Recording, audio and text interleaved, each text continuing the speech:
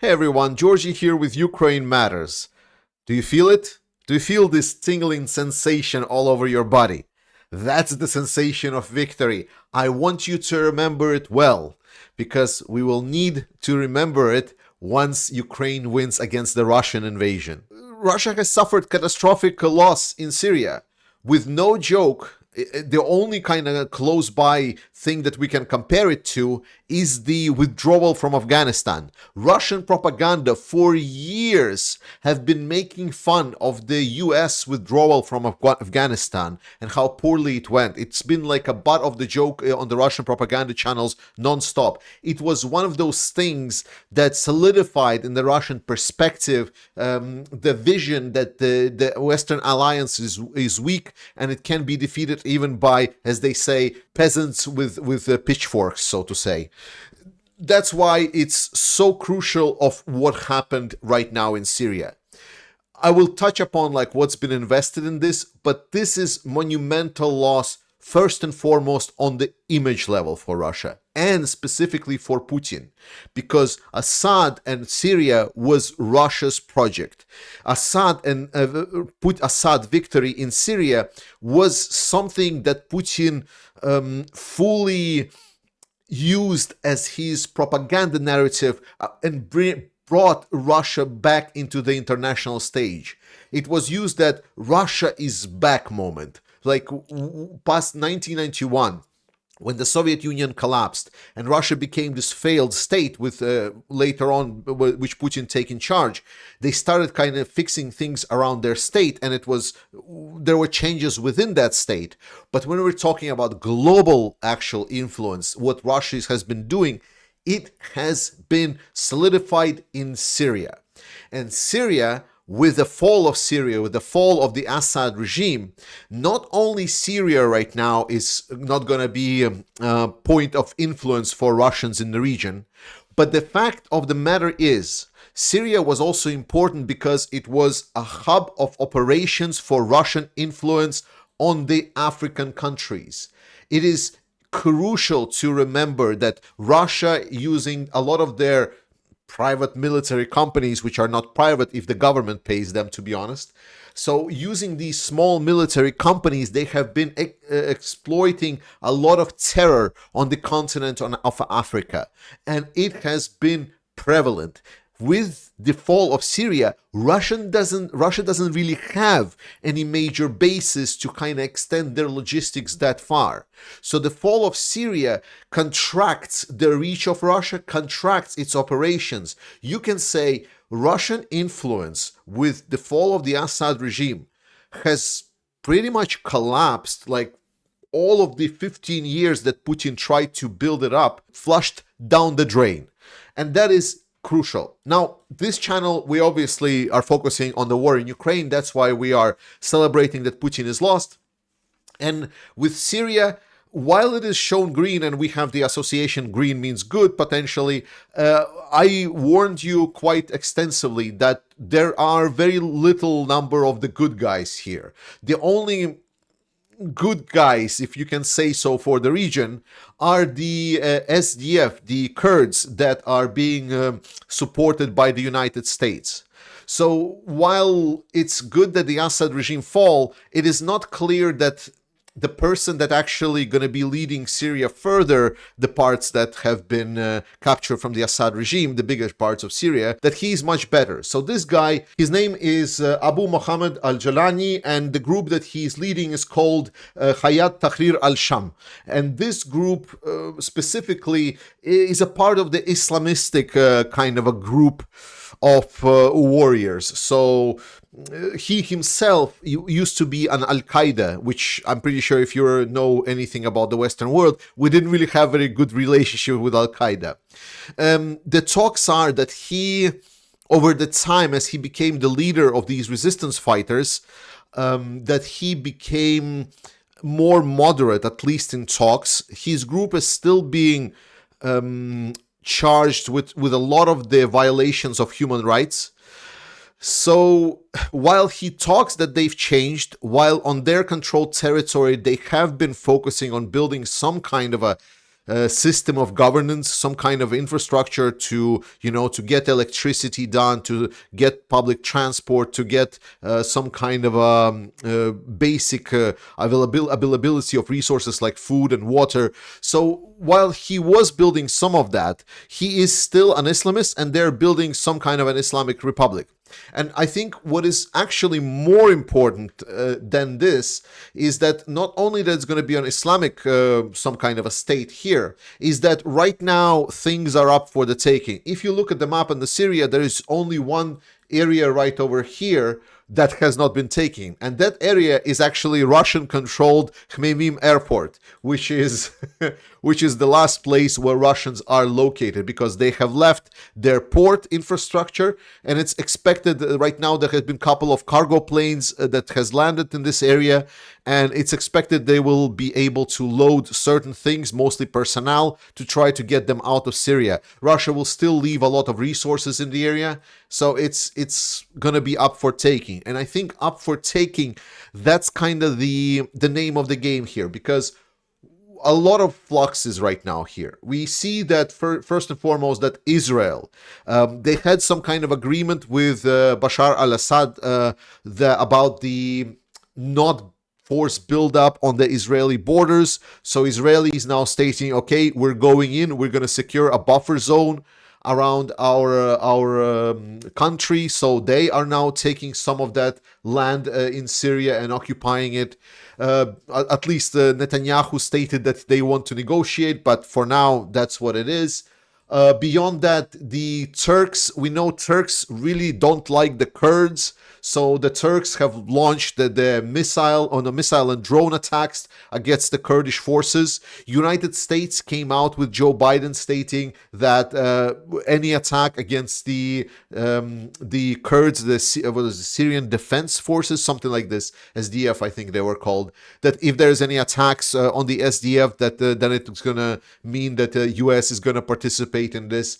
It's a mess. The point is, Syria right now is becoming a mess. There's a lot of things up for grab. So while it is definitely a victory in a sense that Russia has been kicked out, I think for Syria itself, I cannot truly say that this has brought a lot of peace into the region as of yet. But what about Assad, you might ask? Well, it's funny that you ask, because Assad supposedly took his whole family and went to Moscow, and now he received an asylum in Russia. So Putin, yes, now already second of his buddies. So if you don't know, this is the Assad, this is the ex-dictator of Syria, and this is Viktor Yanukovych. He is, well, let's just say, a puppet of Russia that tried to become a dictator in Ukraine, but failed because Ukrainians are not to be fucked with.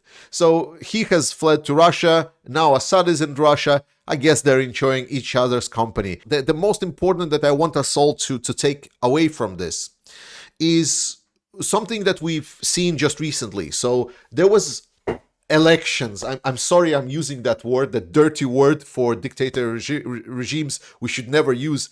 But there was elections in which Assad has won 95% of the votes in those elections.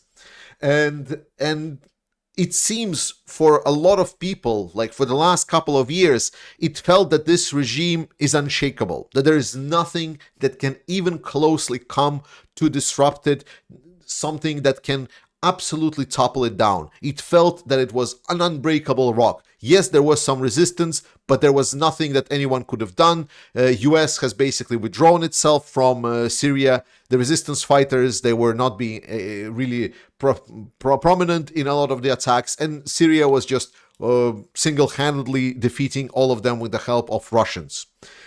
But then it's gone. They're gone.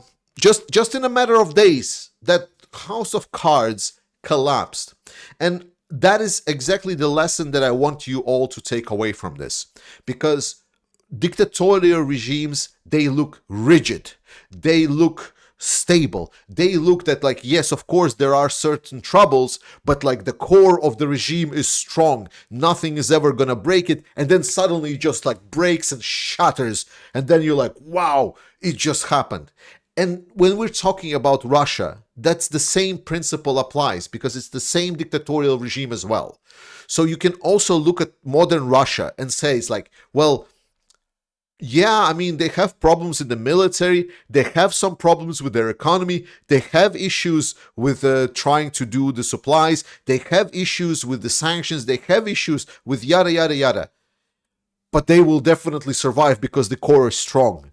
But it's the same principle for the dictatorial regimes. It might look rigid, but it's very, very fragile. So if there is a strong enough topple, then the dictatorial regimes don't just bend and then come back. They just start bending and then they shatter to the complete oblivion. And you know who takes it the worst, who really cannot really deal with this at all? Is the Russian propagandists. The Z propagandists are absolutely out of their mind. Oh my god, like they have been posting walls of text non-stop. I'll show you this one and I'll read it to you. There's a couple of other ones. If you want, you can stop the video and read through this. It's hilarious, like the whole mountains of text, like every single Z channel, they're trying to cope like what was happening in Syria and so on. And it's just great. I'm gonna read some of these ones. So it's from the channel Older Than Edda. The collapse of the Assad's army in Syria is very similar to and even surpasses that of we saw in Afghanistan during the Taliban offensives and the expulsion of Americans. 10 years of our presence, the dead Russian soldiers, billions of rubles spent and thousands of tons of ammunition. They must somehow be compensated for by something. It is clear that Assad himself did everything to bring his country to collapse and the army to shame. But those who commanded the command in this direction from us must understand the responsibility for what I listed above. Guys, it's hilarious. It's absolutely hilarious to read through the Russian propaganda channels, bitter tears of the most bloodthirsty genocide apologists that you ever seen on the face of the planet. It's just beautiful. But one might ask, what is Putin doing during all of this? Because, I mean, his influence is collapsing. His ally is just being devastated. As the person that I've been describing here, the billions of investment and all of that effort goes to nothing. Well, Putin is telling everyone how well the Russian economy is doing. They had a business forum in which Putin really clearly stated that everything is good, that the economy is strong, that he stated that it's our plan to order the inflation to go down. Basically, he said that we're going to look very closely at inflation and we're going to bring it down. We're going to bring down the price of rubles. We're going to do everything and it's not going to cost us anything because Russian economy is doing so great. And the most hilarious thing about this is right before the Putin's press conference, there was a bigger conference with the representatives of the Russian Central Bank. And they were not painting this nice of a picture. So yes, Putin is doing his interesting discussions about how he's going to order the economy to just be good. Nothing to see here. And this already has certain side effects. If you didn't know, Macron, Trump and Zelensky met during the reopening the Notre Dame de Paris that burned down just some time ago, and they were restoring it.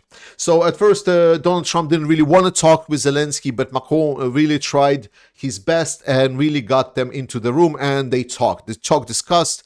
Probably Zelensky talked about his peace plan, and I think it's good. It's good that Zelensky is having some FaceTime with Trump, that they are able to discuss the potential for the peace plan, because it can be both good and it can be both bad, because the details of that plan matter. And Trump, so here we need to take apart some of his messages.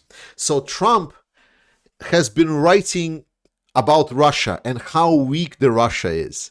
He has been stating that Russia is really weak, that they lost the Syria, that they lost because of that, and they are absolutely devastated. So it is very clear that Trump is getting more cards in his deck to play the strong hand against the Russians. Now, will he play those cards or not? It is still up to the question. But if we're talking about any kind of potential peace negotiations, about the potential ceasefire, which I think personally is absolutely devastating and shouldn't be done. Watch my last video for hearing me yell about this. But Trump will have a lot of very strong cards to play against Putin. And if he is understandable and smart enough, he will understand that this is a great opportunity. So he talks here about that the Zelensky wants some kind of peace agreement, and I'm pretty sure Zelensky wants it as well. He talked as much on the interview. And Trump here mentioned a couple of numbers. He mentioned about 600,000 Russian soldiers and 400,000 Ukrainians. Now, he refers to these numbers as dead. He is wrong. While he is correct on the numbers, he is confusing two things: dead and casualties. Because when we're talking about casualties in the war, we're talking about people that are both wounded and people that are dead or missing in action. So when we're talking about 400,000 Ukrainians, then Zelensky already came out and said that only 43,000 of those 400 are actually dead. The rest are mostly wounded, and majority of these are actually double counted, because he said that about half of the wounded actually come back to service in Ukraine. Whereas for Russians, because of the way that they're fighting and because that they're not really investing almost at all into their medicine, their ratio is more like 1 to 2, 1 to 3-ish, like more like 1 to 2.5.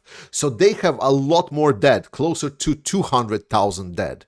So we can roughly state that overall Ukrainians are right now something like 1 to 4, 1 to 5, out trading Russians when we're talking about manpower because of the but the numbers themselves, I want to underscore, they are not wrong. These were the numbers both voiced by Ukrainians when they were voiced by Ukrainians, and these are also the numbers that have been voiced by all the prominent analysts. If you're shocked by the size of this number, you have not been following this war. Moreover, if we're talking about Trump, he actually made an interview recently and talked about what's his perception of what's happening in Idea. He tried to underscore that he doesn't want to sabotage any kind of negotiation process, but he did state that he moved his position from "I'm going to end this war in 24 hours" to "I am going to try my best to get this war settled."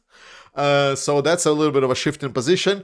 Plus, beyond that, he stated that Ukraine probably shouldn't expect the current level of the US aid. What I think is pretty much what we agreed on, though, again, here, because it is so unclear, we don't really know whether or not, if Putin refuses the negotiations, whether he will then increase the support for Ukraine, because that is the plan that General Kit Kellogg is proposing.